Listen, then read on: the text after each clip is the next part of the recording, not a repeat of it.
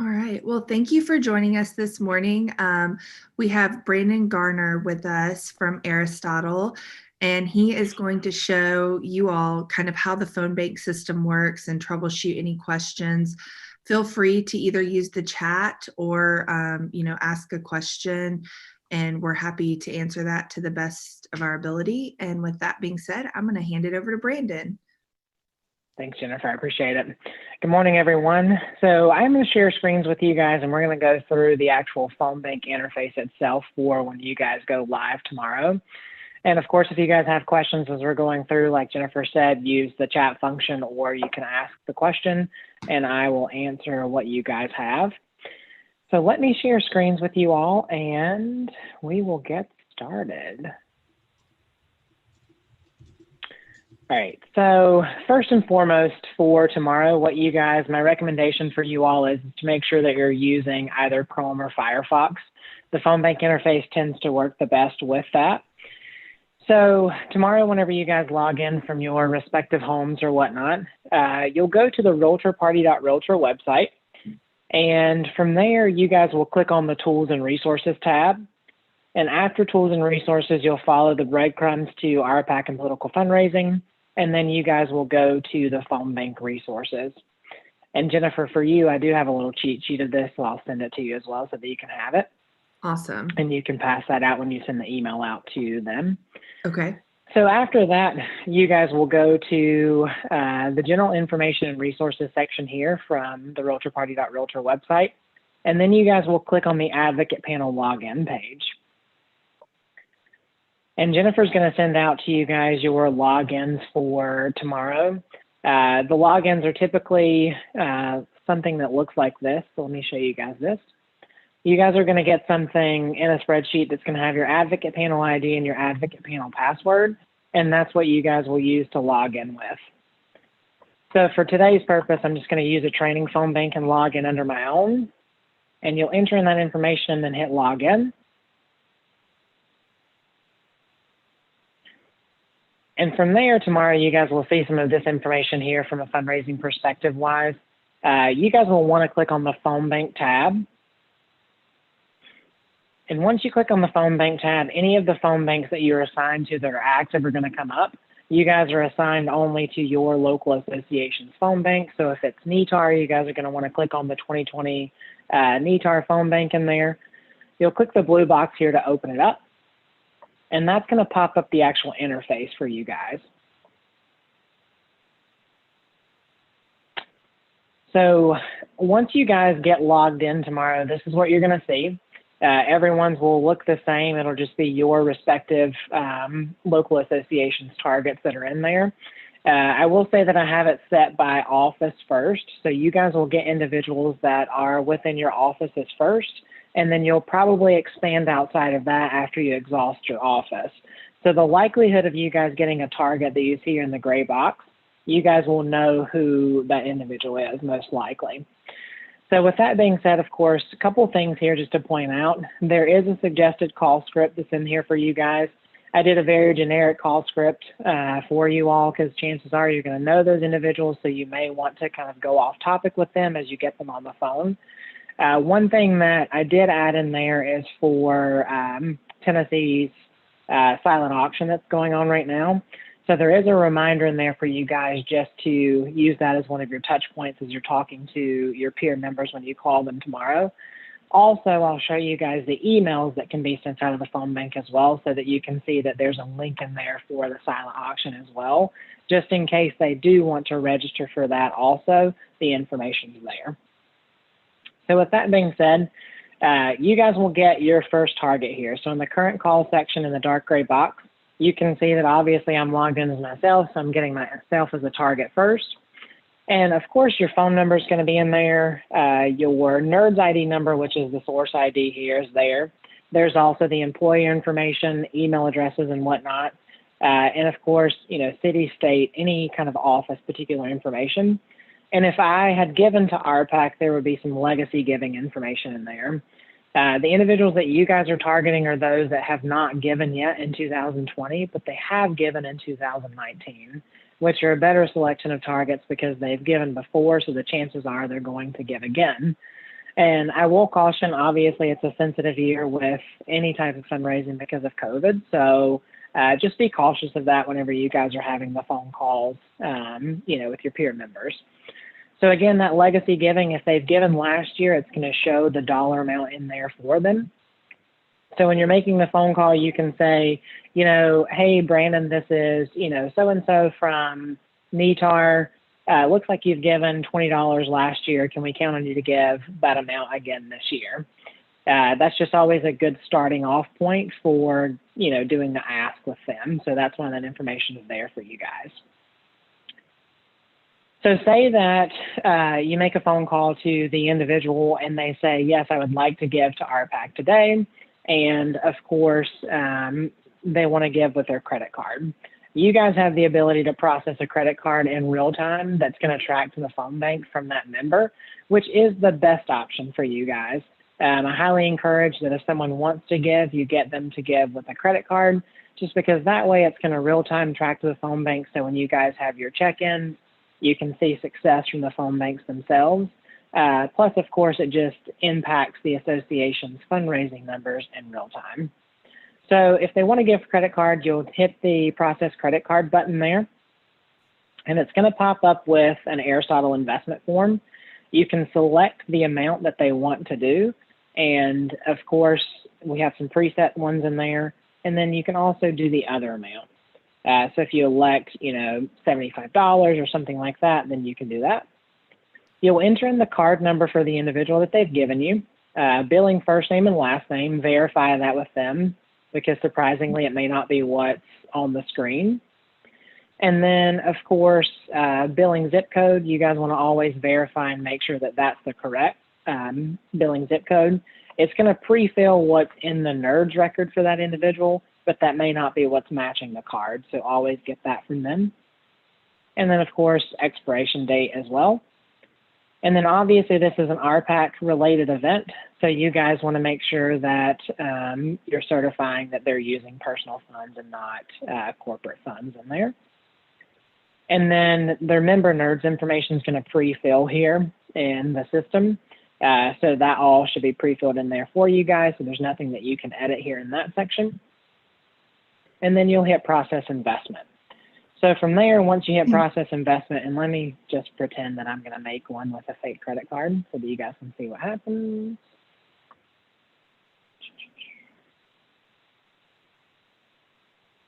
And I'll show you guys what happens here. So say I make my investment here, and I hit process investment. It is going to think for a second.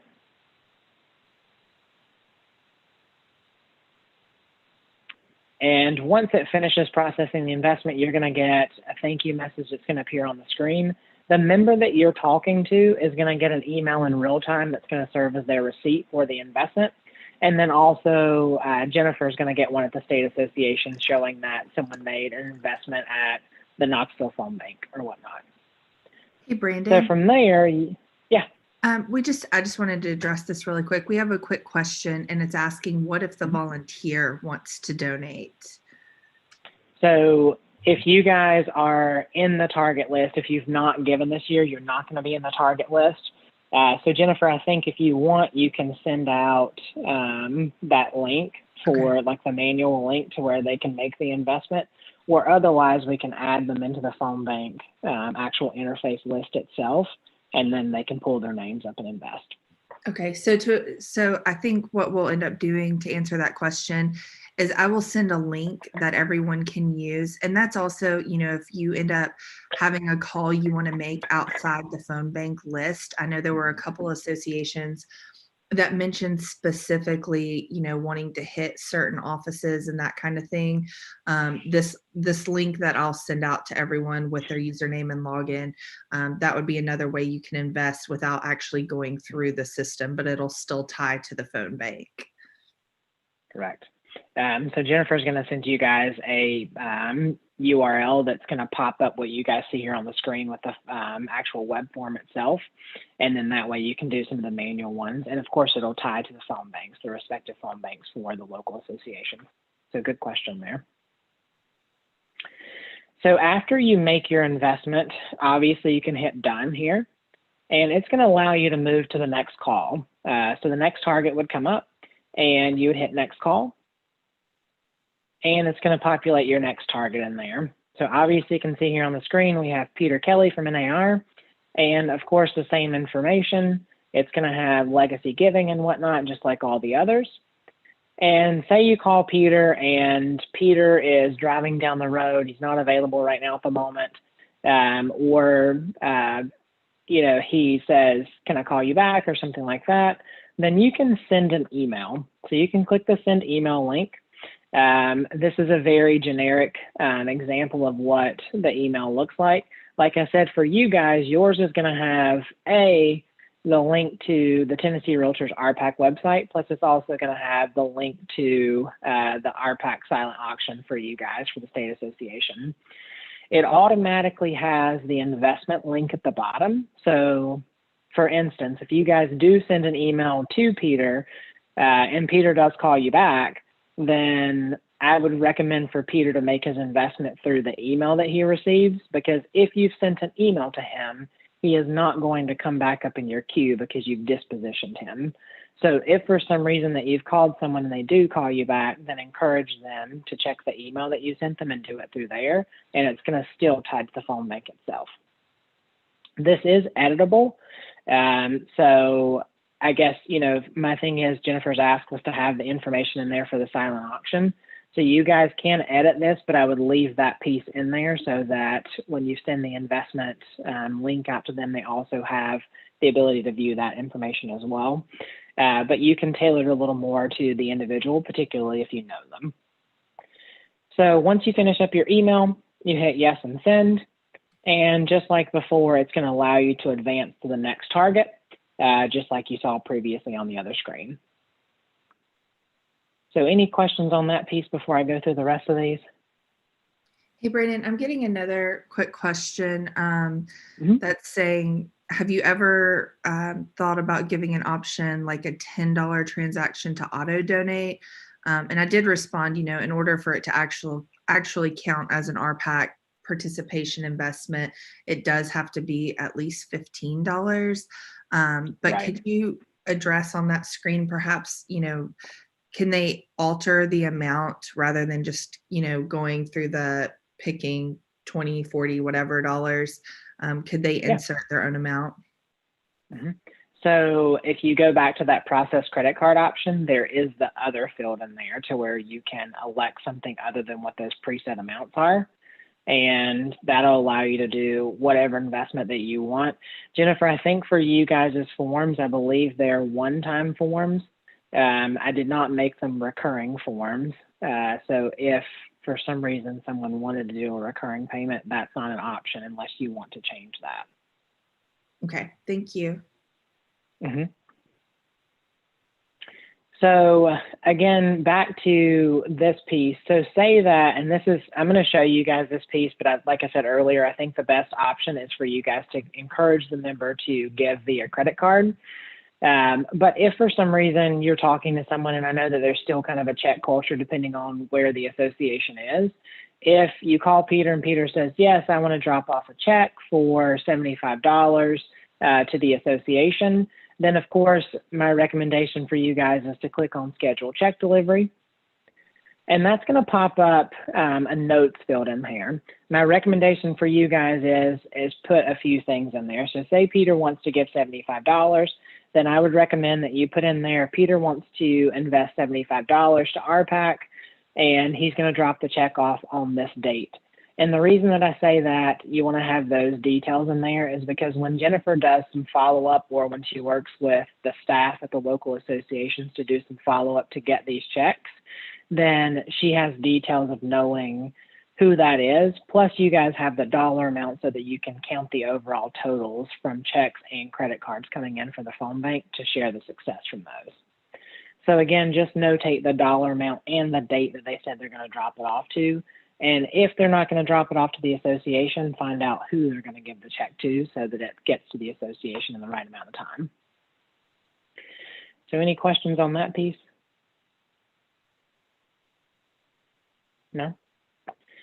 All right, so say that you're calling Peter Kelly or whoever your target is that's on the screen, and they do not answer, or you leave them a voicemail and you want to call them back. So you have two options here. You can click on the follow-up tab and click callback or no answer. And either way, with either one of those, you can put some notes in there. And this individual is going to remain in your queue, but you can go to the next person. And what will happen is Peter's going to pop back up in your queue within about 30 minutes or so, or you can search for him. This is always a good option if you know you want to call someone back or they say to call them back, then they can pop back in there and they're going to search. They're not going to go away to where you can't see them again. So with that being the case, then in the search section here, you can search for whoever the individual is, and you can pull them up on your list. It's going to say Jennifer's unavailable because I have to delete a status for her. But this is what you would get if the person is not available in your list. So say that you've processed a credit card for them or you've sent an email to them. And if the person that you sent an email to calls you back and you've already, dispositioned them somehow, then they're not going to be available. But if it's someone that you know that you're looking for, that you've put in that follow-up status, then they're going to pop back up in there for you. And lastly, you guys can hit decline. So the decline piece is, the person you've called, they say they don't want to make an investment or anything like that. My recommendation to you is if they don't say to you, I don't want to hear anything about RPAC. So if the person says, no, I'm not interested today, then do the declined and send email. And the reason I say do the declined and send email is because there's a pre-filled email in the phone bank that has, again, the link to Tennessee Realtors RPAC information. So that way it can serve as an educational piece for them. So if they click on the link, they can see some information about RPAC. And then also there's the part for the silent auction again in there also. Now say that the individual says, I don't want to hear anything about RPAC. I'm not interested. I don't want you guys to call anymore. Then hit the do not call status. So then that way they're not going to pop back up and it's also going to flag them in the system that they don't want to hear anything about RPAC as well. And then of course you can hit submit. And from there, it'll allow you to move to the next individual. Hey, Brandon. We have a couple quick questions in the chat. One is if someone does want to send a check, where can they send that check? And the answer for that is they can just send that directly to your local association. And the staff at the association, as long as they let me know, to tie it to RPAC-A-THON, I can easily go in when the money gets sent to the state and make sure that it's all being tied back to RPAC-A-THON. And then the other quick question is, do individuals appear in more than one person's queue? No. So they're going to match off of offices first. So you guys, the way that the phone bank's set up is we have a matching system. So I've matched you guys off office first. So you're going to get people within your office and they should only appear within your queue. And then of course, after you've exhausted the people in your office, you're going to move out to your local association from there. So you should not get the same individuals in your queue at the same time.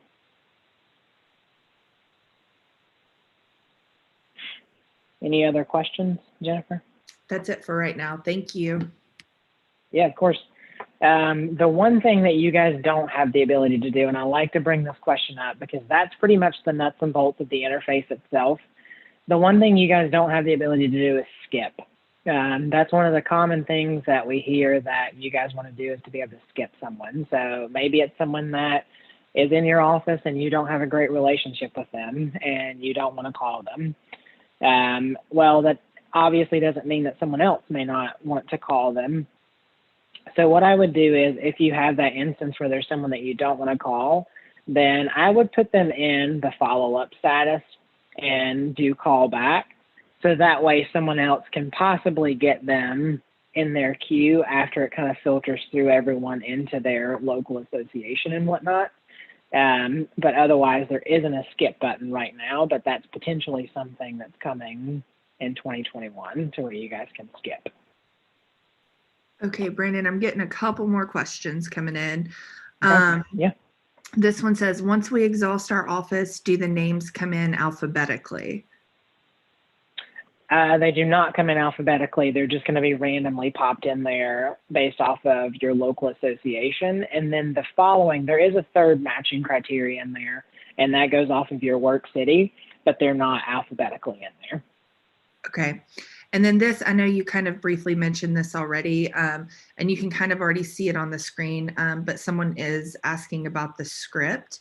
And so the answer to that is yes. And you can kind of see on the screen where it says call script, there will be a generic script right there that you can use to kind of help as you go through these calls. And then Yep. the next one And is, it's a very, sorry, go ahead. oh, go ahead. No, you're I fine. was going to say with the script piece, I have it kind of bulleted out so it makes it easier for you guys to read as you're going through. And then once you get a comfort, level with it, it'll be easier for you guys to go through that piece. But it's super easy to read, and it's not a very long script, so it doesn't sound like you're robotic as you're calling the individuals themselves. Definitely. And then the last question that I have for the moment is, what is our goal? How many calls should we complete in our time frame? And Brandon, correct me if you have a different thought on this, but I think for the most part it's just kind of getting through as many calls as you can. The goal ultimately for the day is to raise as much money as we can. This year, especially with, not really being able to have in-person events, we haven't really tied like a hard number goal to this. We're just going to try to hit it as hard as we can and raise as much money as we can tomorrow. Yeah, and that's a good point. And like I said earlier, because of the current situation of things, it's going to make it a little bit different than I think what you guys have probably seen in the past when it comes to the phone bank success that Tennessee's had for the last couple of years. But with that being said, of course, you guys in looking at the target list for the local associations, those that haven't given yet this year, you guys don't have the largest list. Obviously, the larger associations have a bigger list.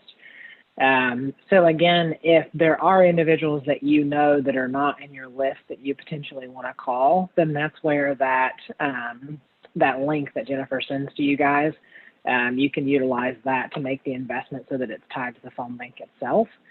But otherwise, as far as the goal-wise goes, obviously that's something that you guys can set, internally with your local associations, which is typically the process.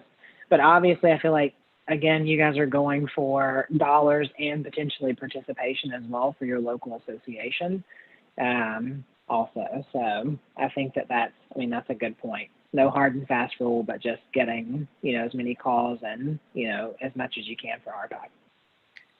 And then Brandon, we also have another question. Could we get a copy of the script prior to tomorrow? Yeah.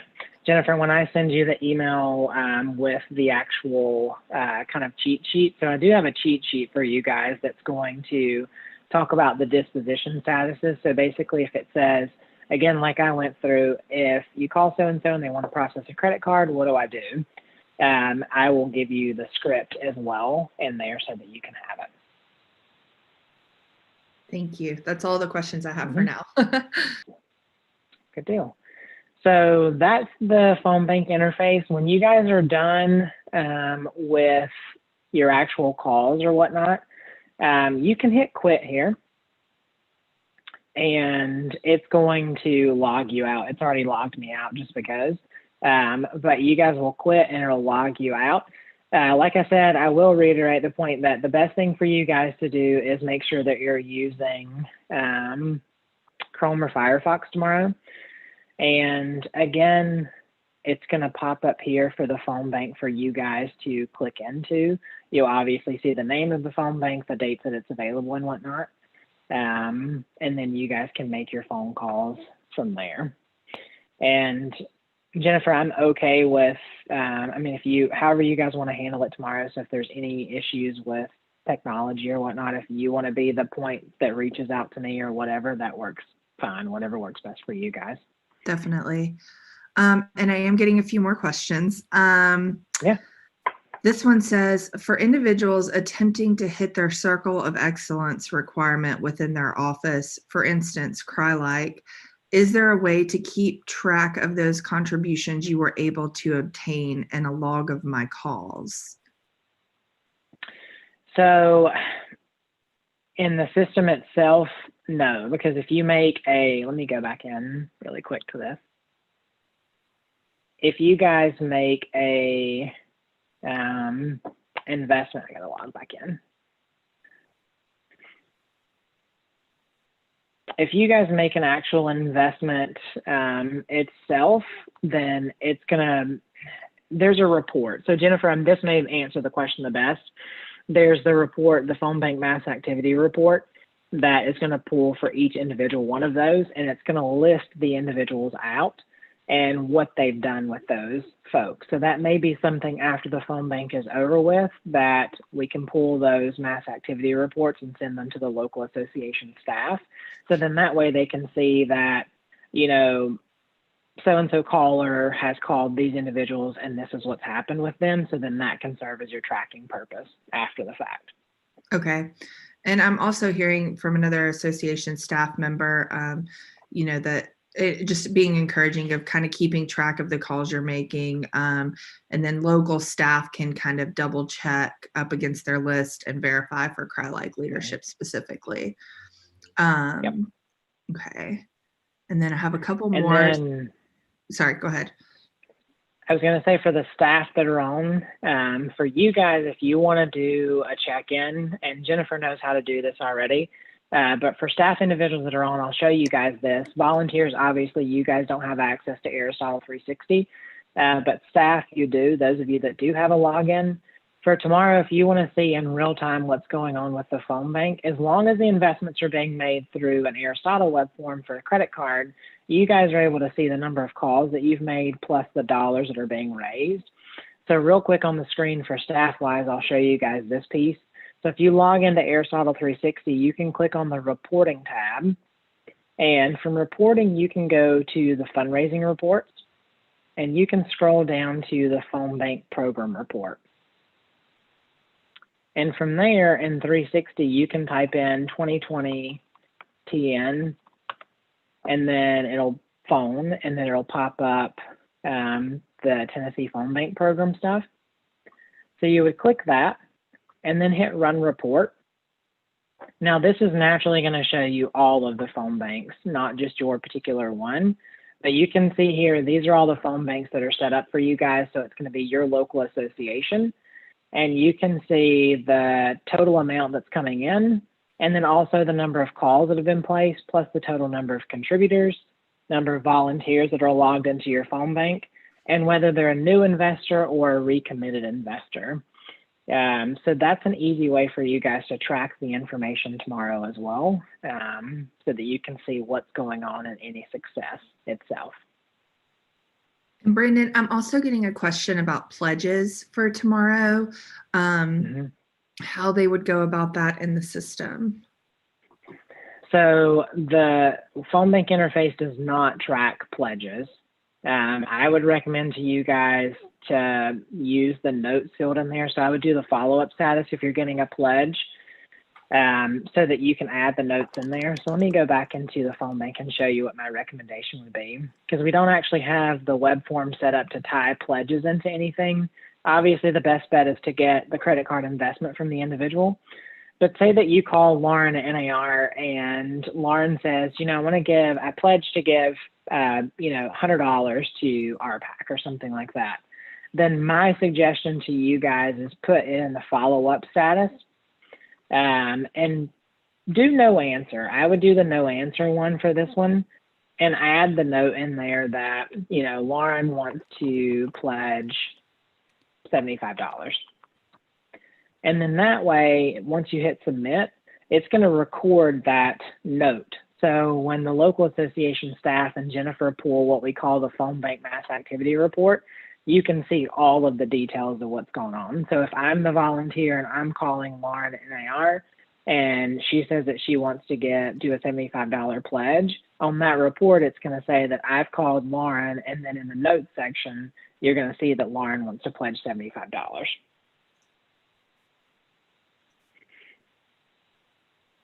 Does that make Okay. sense?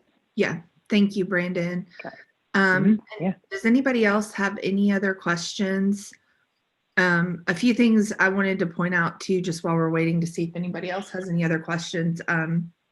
Just is that this is a very user-friendly system and it's really easy. It's just like any other essentially website you would go to with a username and password. That's kind of all you have to do to log in. So, I know in the past you guys have kind of been on site doing this as a group effort, and for the most part, everyone's going to be kind of on their own, at home or in their office, wherever they are. So I just want to, make sure that this doesn't feel intimidating to anyone, because it really is pretty straightforward. You use your username and password, you log in, and then it pretty much just, there's a script and it auto populates calls for you. So I just wanted to make sure that that you guys were aware of that. Does anybody else have any other questions? And again, it will be in the script and it will be in the email tomorrow too, but we are concluding our silent auction tomorrow at midnight. So we're really hoping, that through our RPAC-A-THON, that'll drive some of the bids up for the silent auction as well. And this will be recorded. So if there are, folks that weren't able to attend this live today, we will send out a link on this. Anybody else? And I will kind of piggyback off of that just a little bit. I think the one key component for you guys that is a little bit different, like Jennifer said, is the being in your own homes using Zoom or whatnot. But obviously, I feel like that's become a little more second nature these days, with kind of the environment and the times. But you guys can still create that party that you would create in your respective associations as you have in the past, using that environment. So the only medium between you guys is what we're on right now. But you guys can, of course, still have that excitement and whatnot during your check-ins to drive the phone bank point home. Definitely. And another thing too, so I know you guys are all going to be like logged into this and doing the phone calls, but for all the volunteer members and even association staff, we are going to do our check-ins essentially at the top of the hour every hour. So we'll start at 10 a.m. Central Time. So 10, 11, 12, and then right before 1, we'll check back in again. But, we'd love to have as many of you that are willing to kind of tap into that Zoom call and give us an update of how things are going, and how your calls are going, and if you've gotten a major investor or whatever else, we want to hear about it. So I would encourage you all to participate in that live Zoom as well. Yeah. All right. Well, any other questions? And Brandon, go ahead if you have something else. No, I was just going to say that I will just share an example of kind of the check-in and joining on during those hourly points. The Nebraska staff had theirs in June, and it was this similar format, and they did the hourly check-in period. So it's kind of a nice point for you guys to come together. So I do highly encourage if you can pop on the Zoom and kind of share what you've got going on. That'll create more of that momentum that you guys have had in the past. Perfect. And that's it. Okay. Well, thank you so much, Brandon.